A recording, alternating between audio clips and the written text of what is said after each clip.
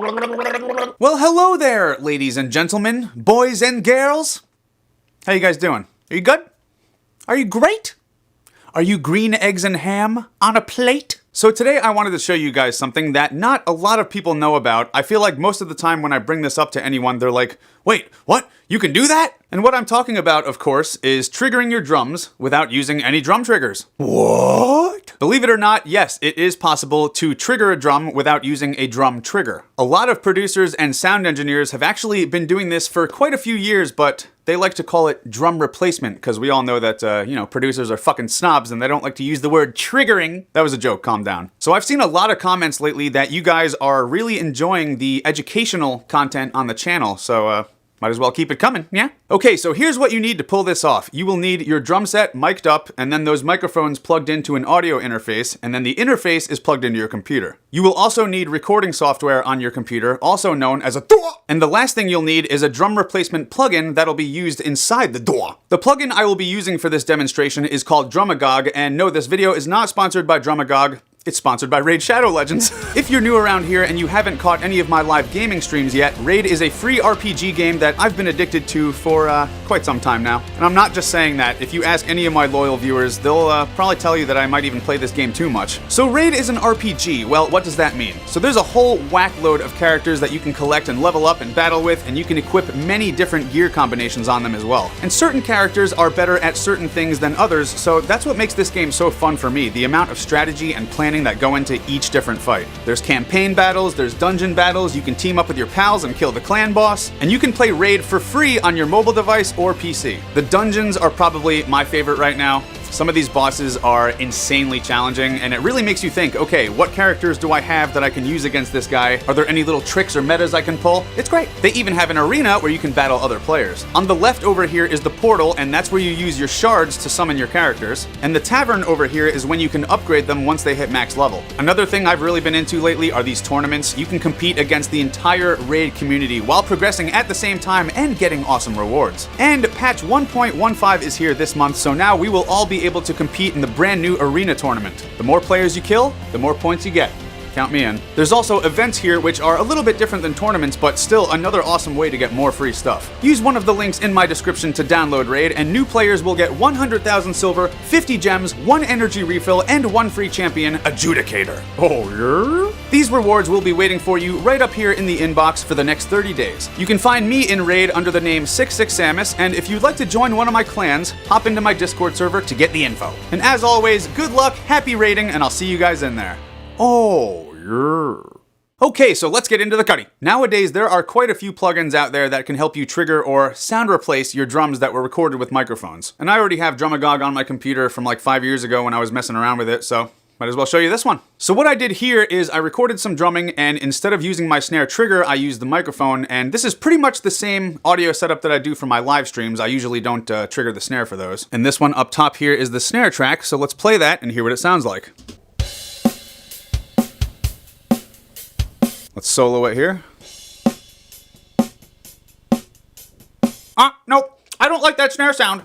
It sounds like poop. So let's change it. So what we can do is right click on the snare track here, go to the audio effects, and add Drumagog as a VST plugin. And now what we've essentially just done here is turn our snare mic into a snare trigger. And here it is. Woo! Look at all these samples. And yeah, there's sort of a lot to look at here, but for today, I'll just cover the main stuff, Susan. The first thing we want to do here is pick our sample. This here is just the default snare sample that opens with it, but if you have a bunch of drum samples that you've purchased or downloaded from the internet, this is where you're going to find them in your little browser here on the left, and you just double click the sample to initiate the trigger blasting. So let's check some of them out. That's the default sample.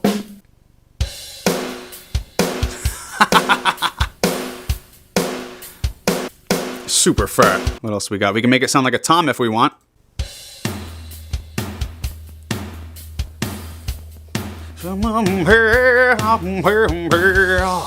Susan's eggs in my cavity. Make it sound like a kick. Check this one out. These here are just super old samples that I had laying around before I started using EZdrummer. So after you pick your sample here, you then want to ask yourself, okay, do I want to change the sound of every single snare hit or just the super loud ones? Because what we can do over here is change the sensitivity of the trigger and have it only fire on certain velocities if we want. Sometimes this is pretty cool if you have a lot of blast beats in a song, but you want the natural snare sound to be heard during the blast beats, and then you want that extra fat trigger sound to kick in during only the breakdowns when you're hitting the snare really hard. It's pretty handy.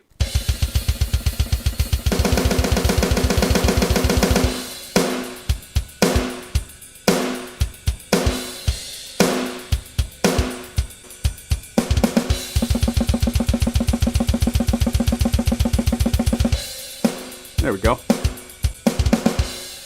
Excellent. You can also change the pitch of your samples. You have the option of blending it with the natural snare sound, which can sound pretty damn cool too. Now, since we're using a microphone to trigger here, we can unfortunately run into the common problem of bleed.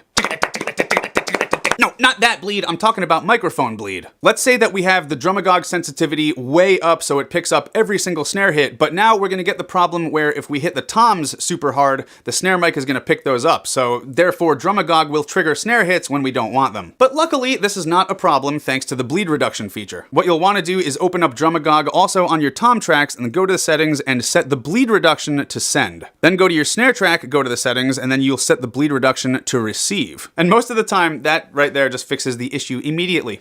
Would you look at that? There's really a whole lot more you can do with these types of plugins, but those are pretty much the basics. Another thing that's pretty damn cool, which I've never gone this far in depth with it myself, but you can create your own sample packs here and include many different samples. And what you can do is create different samples for different velocities and put them into different groups. When you start triggering by the velocity and the randomness of each sample, it really starts to make it sound more realistic. I just never really needed to do that myself with Drumagog since I started using EZdrummer for my triggers. You can also trigger your drums without having any plugins like this at all. If your DAW allows it, you can actually process your audio tracks and the software will convert your wave audio into a MIDI track, and then you can just use something like EZdrummer to trigger it from there. How do you like that? I do still get asked sometimes, if I have such a nice, expensive Pearl drum kit, why am I using triggers and replacing the sounds? And my main reason is simply time restraint. In my case, you know, drumming videos and YouTube videos, they're not the only thing that I do every week. I also teach lessons, I do the live streams, I do session work, probably other things that I'm forgetting. So unfortunately, I just do not have the time to be sitting here worrying about how good I can get the drums to sound when I would much rather spend my time worrying about the performance itself. Glenn is going to fucking kill me for saying this,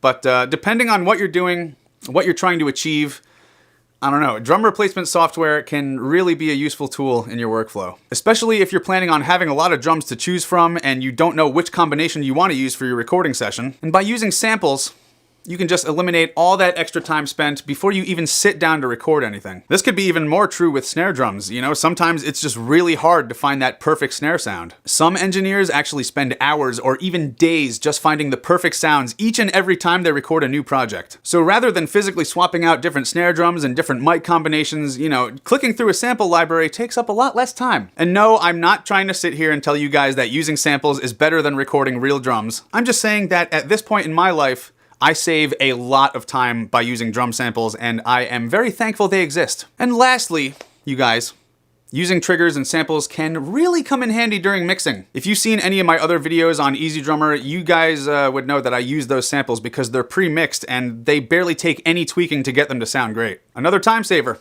Bingo! Well, I think that's enough of me rambling for this week, yeah? Hopefully you guys learned something today, and if not, you know what to do.